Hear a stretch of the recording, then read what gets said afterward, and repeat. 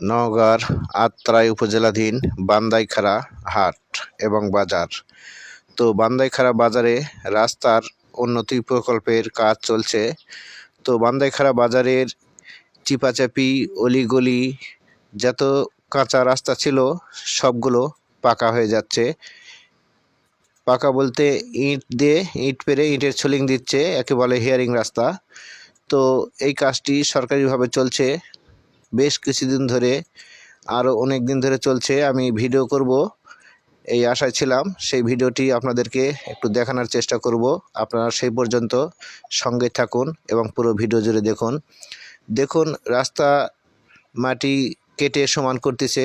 সমান করে এখানে বালি দিয়ে 1 নম্বর ইট দিয়ে কাজ হচ্ছে।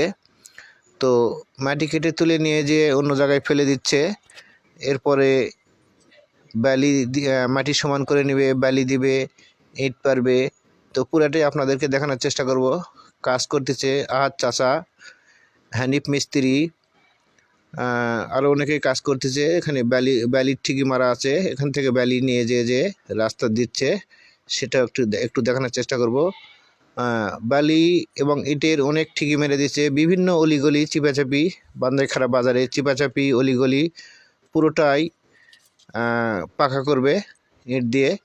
তো এই কাজটি করতেছে নওগাঁর আত্রাই হাটকালুপাড়া ইউনিয়নের চেয়ারম্যান জনাব মোহাম্মদ আফজাল হোসেন, ওনার নেতৃত্বে কাজটি হচ্ছে।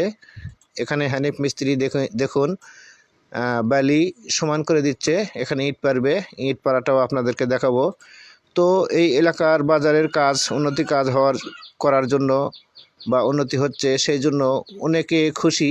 এলাকার জনগণ, বাজারের ব্যবসায়ীগণ খুব খুশি এবং খুব খুশি প্রকাশ করছে সবাই। আহাদ চাচা ইট ঢোয়াচ্ছে, দেখুন খুবই পরিশ্রমী একটি লোক আমাদের আহাদ চাচা।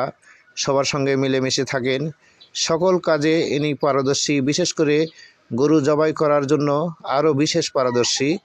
ইনি গরু জবাই করে থাকেন, মাংস বিক্রি করে থাকেন, খুব কাজের পারদর্শী। ইনি বিভিন্ন জায়গাতে ফোন দিলে ইনি চলে যায় গরু জবাই করার জন্য। তো দেখুন ইট ঢোয়ালে এসতেছে, ইট পাড়ছে, সেটাও একটু দেখানোর চেষ্টা করব। তো এই দেখুন ইট পাড়তেছে, ইটের ছোলিং। তো অনেকে খুশি হয়েছে। বা আমাদের কাঁচা রাস্তা ছিল, বৃষ্টি বাদল হইলে পায়ে কাদামাটি লাগতো, এখন আর সেটাও লাগবে না। রাস্তা তো পাকা আছে ইনশাল্লাহ। তো এই সঙ্গে বাজারের মধ্যে চিপাচাপি অলিগলি সম্পূর্ণ পাকা হয়ে যাচ্ছে। দেখুন মোটামুটি